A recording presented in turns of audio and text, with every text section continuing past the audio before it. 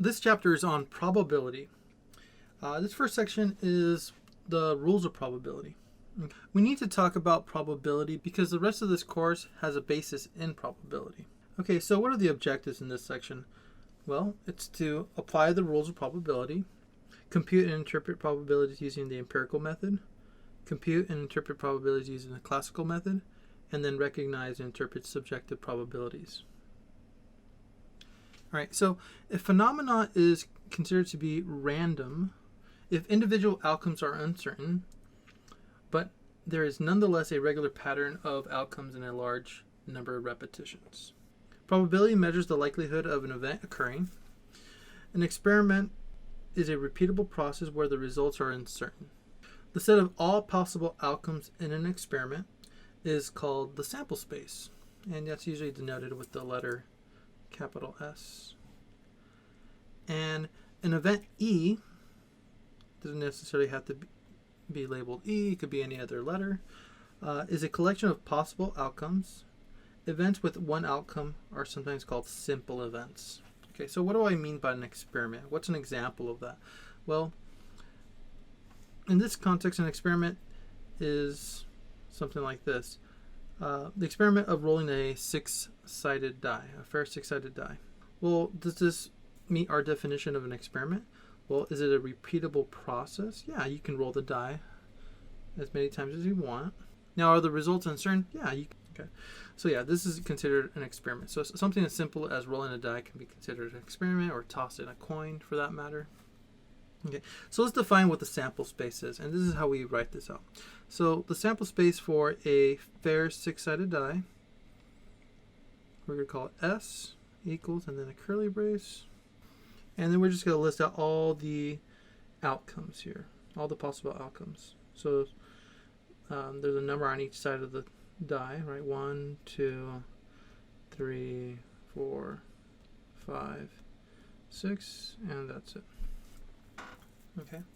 Now, what would be an event? Well, there could be all types of different events. One event in particular could be just the event of rolling an even number. Okay, we're going to define E to be that event. Well, there's 6 sides, and of these 6 sides, how many are even? Well, we have 2, 4, and 6. Example 2. Consider the probability experiment of having 2 children. Determine the sample space. Okay, so you're having 2 children, right? You have a boy or a girl. The sample space here would be, well, you can have a boy on the first birth and a boy on the second birth, right? Or you can have a boy first and a girl second, or a girl first, a boy second, or a girl first and a girl second.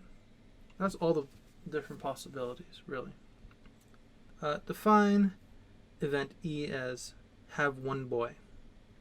Okay, well, of this sample space here, only this event and this event have boys. Event E in this case would be BG and GB. Example 3, an experiment consists of rolling a die and then tossing a coin. Okay, so we have a die and then we have a coin. A die has, well, if it's a 6-sided die, it doesn't really specify here, but we're going to assume it's 6-sided. So 1, 2, 3, 4, 5, 6. And a coin is heads or tails. Okay, so the sample space for this experiment would be, well, okay.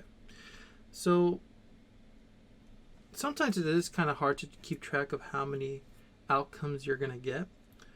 And later on, when we talk about counting techniques, we'll learn a concept called the fundamental counting rule. And in fact, I'll probably just give you a little preview of that. Because how many ways can we combine the die and this coin? Well, we have a die here, and then we have a coin. And how many outcomes are for the die? Well, there's 6. How many outcomes are there for the coin? There's 2. If you just multiply those two numbers, you get 12. I'll go into more detail on that when we go into the section on counting techniques. right, so we should expect 12 outcomes here. All right, so if we have the die, we can have 1 with heads. We can have 1 then with the coin being tails, right? So let me just kind of show you. This is the die. This is the coin. And then you can do the same thing with 2, 3, 4, 5, 6. All right, now if you were to count all those, you would get 12 outcomes here. All right, let's go on to the rules of probabilities.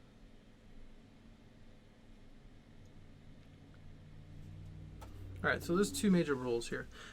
A probability of an event, probability of E, this is read as probability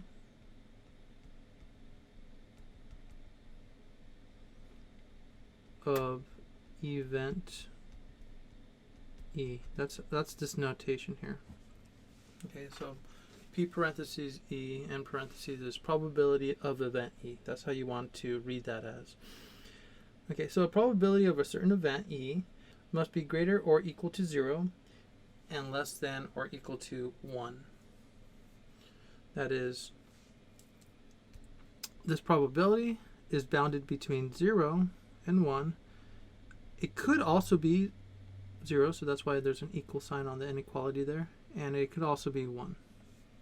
And we'll talk about what that means when it's either 0 or 1. Okay, so essentially what they're saying is no probability can be negative, it can't be less than 0, and it can't be more than 1. The sum of probabilities of all outcomes must be equal to 1. Okay, so if you have a sample space S where there's a bunch of outcomes, you have outcome 1, outcome 2, all the way up to the nth outcome, whatever that number may be. Well, if you were to sum up the probability of each one of these outcomes, they should all add up to be exactly 1. And when we get to the table down below, it should make more sense. But essentially, one of these outcomes must occur, so the probability that any one of these outcomes occurs is certain to happen, at least. And that's kind of the idea behind that. If an event is impossible, then its probability must be equal to 0, right? An impossible event has a probability of 0. That means it can never happen. If an event is certain to happen, right, then the probability of that is equal to 1. Now, this could be a little subjective, but in this class, anytime you being asked if something's unusual, that usually just means it has a very low probability of occurring. Okay, and of course that can be subjective, but typically that just means that it's less than 5%. Now, one problem that can occur really throughout the whole course is, especially if there's multiple parts to your question that you're answering, is here. The earlier in the problem that you round, the less accurate the final answer will be. Therefore, hold off on rounding for as long as possible. Okay, that's why I do prefer using your calculator, because it does retain a lot of the decimal place. So if you can just recall previous calculations, that's ideal. All right, let's talk about what a probability model is. A probability model lists the possible outcomes of a probability experiment and each outcome's probability. A probability model must satisfy rules 1 and 2 of the rules of probability. Okay, so here's a little example here. Now, kind of like that previous example where we had a probability experiment of having 2 children, right? Now, we can either be tracking the number of boys occurring or the number of girls occurring. Okay, so in this case, we're going to track the number of boys that occur. Well, how many boys can occur in 2 births? Well, 0 boys, right? And how does that happen? Well, that means both births were girls. Okay, or there could be 1 boy. And how many ways can that happen? Well, it could be a boy and then a girl. Or it could be a girl first and then a boy, right? And then how many ways can you get 2 births? 2 boys out of 2 birds. Well, there's only one way, boy, boy. Can there be more than that? No, there's no way you can get 3 boys out of 2 birds. All right, so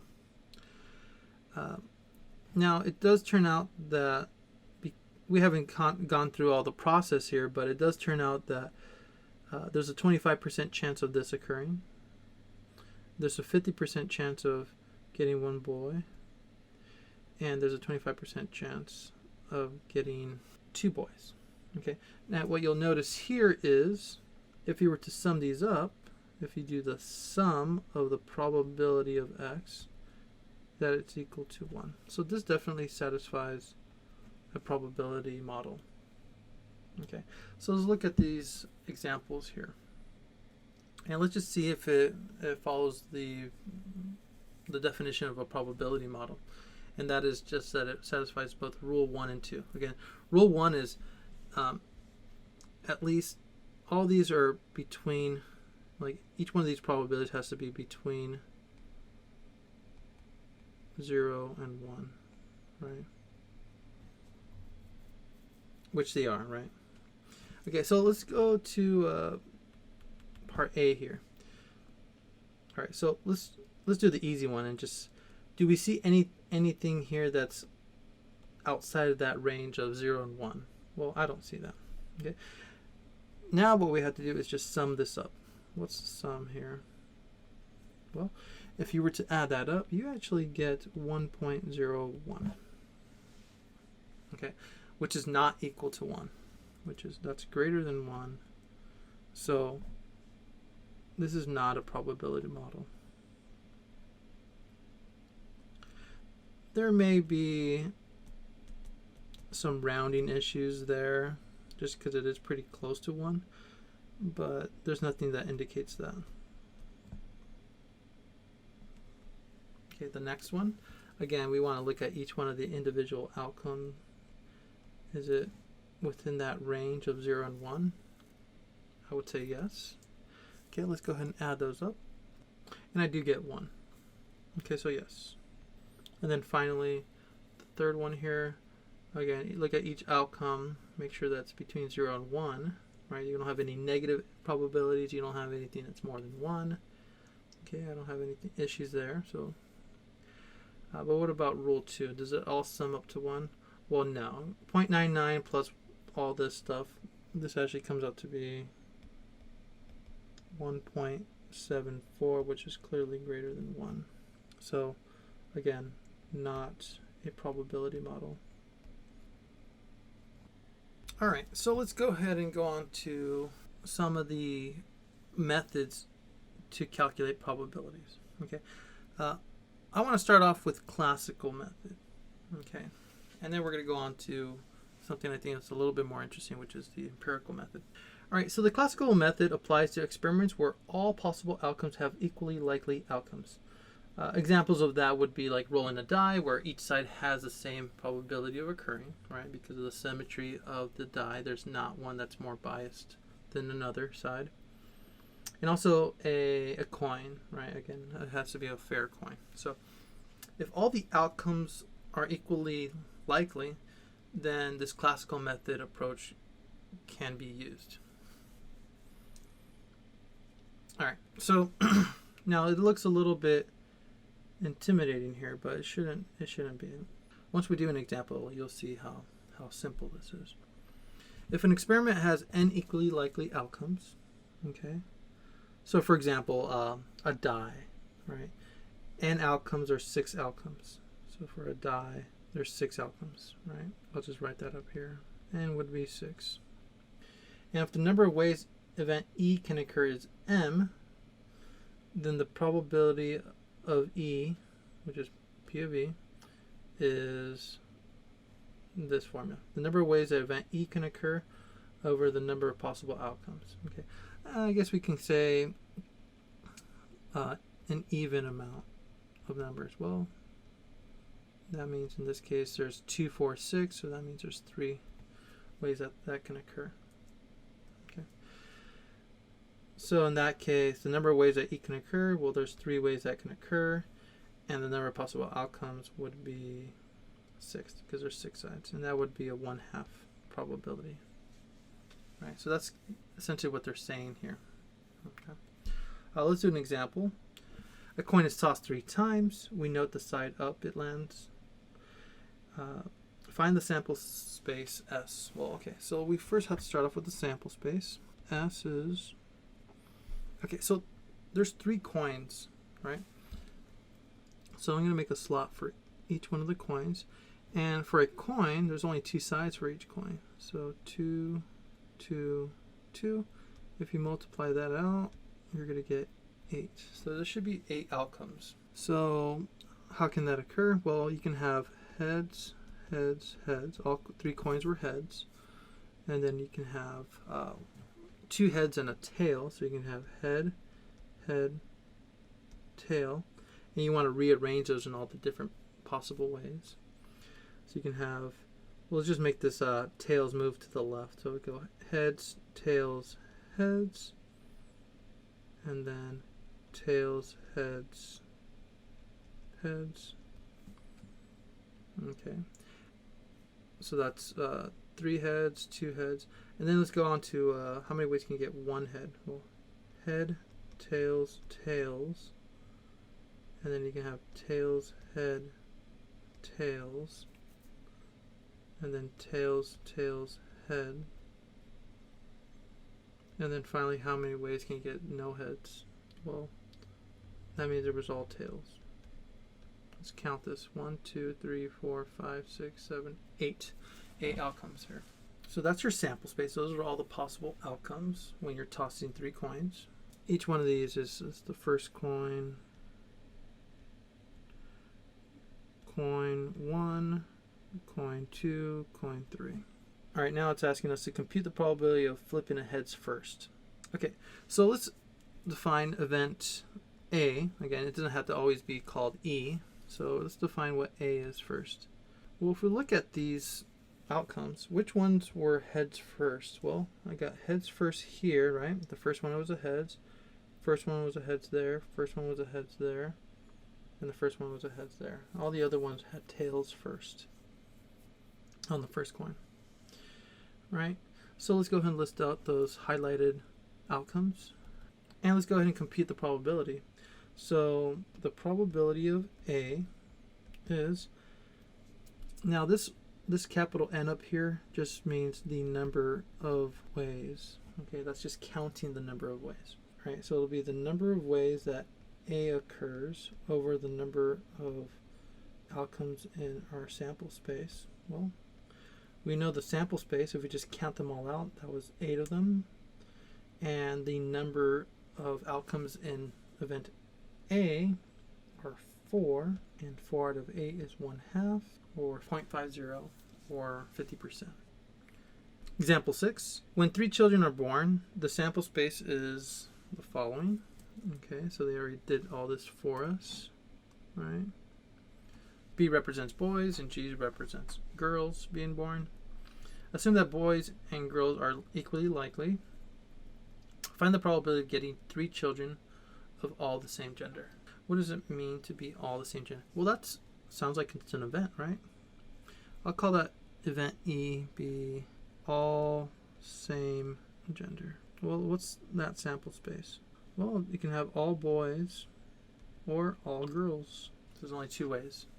So the probability of all same gender. Well, what are the number of ways that we get all the same gender? Well, there's 2, right? All boys or all girls, out of a total of 8, which reduces down to 1/4, or 0.25. Okay, so that's one way to compute probabilities. That only works if all the outcomes in the experiment are equally likely, like a coin, or the birth of a child, or the roll of a die, or something like that. Okay, so what happens when you don't necessarily have that? Well, it gets a little bit more complicated, but we have a way to do that, especially when we can't actually assume that something is equally likely to happen. Okay, and that's called the empirical approach. Well, anytime you hear that word empirical, it just means that we have to come up with some sort of data, and then we make projections based off of that data. Okay, so approximating probabilities using the empirical approach. If we do not know the probability of a certain event E, we can conduct a series of experiments to approximate it by, well, the probability of E is approximately, that's what that means, approximately, the relative frequency of E. Okay, so there's a reason that we talked about relative frequencies in the previous chapters. It's the number of occurrences that E appeared over the number of trials of the experiment. So you're conducting a series of experiments, right? A whole bunch of trials, and just seeing how often this event occurs. And then just get that value and to divide it by the total number of trials, and you get an approximate probability for that event to occur. Okay. Now what we can say is the law of large numbers means that as a procedure is repeated again and again, that relative frequency, what we calculated here, of the event tends to approach the actual probability. Okay, so that means if we have a large number of trials, then this method could get really, really close to the actual true probability of that event. Okay, even if we don't know what that is. So this is more of a brute force approach. All right, so example 7 here says a gambler wants to approximate the probability of rolling a 5 using a pair of die. He rolls the dice 147 times, so this is the number of experiments that are conducted, and he records that the 5 appeared 23 times. Okay, the pair of die, not that the die appeared. We already know for a single die 5 appears 1 out of 6 times, right? Because it's just one face on the die. But there's many different ways that a 5 can appear, right? There can be, let's just say, like die 1, die 2. The first one can be a 1. The second one has to be a 4 for them to sum up to be a 5. And then you can have 2 and 3, 3 and 2, 4 and 1. Okay. Later on, we will talk about how to actually find the real probability of this occurring. It turns out that there's 36 different possible outcomes, and then this is 4 out of 36. The true probability, the actual probability, is 4 out of 36, which is approximately, if I rounded it, 0.111. Okay, about 11.1%. Okay, but we're not interested in that. This gambler does not know how to do that. He just wants to calculate this probability using this empirical approach, just a very brute force way of doing this, very crude way of doing this. So what he does is the probability of roll of 5, well, the number of 5s that occurred, well, there was 23 of them, and the number of rolls that he made was 147. And if you just calculate that, 0.156. Okay, so in comparison to the actual probability, it's kind of off, right? It's not different. It's not necessarily accurate. But if you were to increase the number of rolls, this value here should approach the true probability. So again, this is just one sample of 147 rolls. In this particular case, 5 only appeared 23 times. Okay, let's do one last example on the empirical method for calculating probabilities. And I actually really like this example because this really shows you a situation where you really can't come up with the probability of each outcome just by looking at the symmetry of the situation. Okay, so what we have here is a game called Pass the Pigs. It's a Milton Bradley game in which pigs are used as dice. Okay, now as you can see from the picture down below, these are little tiny pigs about the size of a die, and I think you toss 1 or 2 at a time. I believe you toss 2 at a time. I haven't played this game, but essentially these little pigs are used as die. Okay, and as you can see, it's not symmetrical like a cubic die, right? So it's very hard to determine the probability of which side it would land on, right? So here are the possibilities.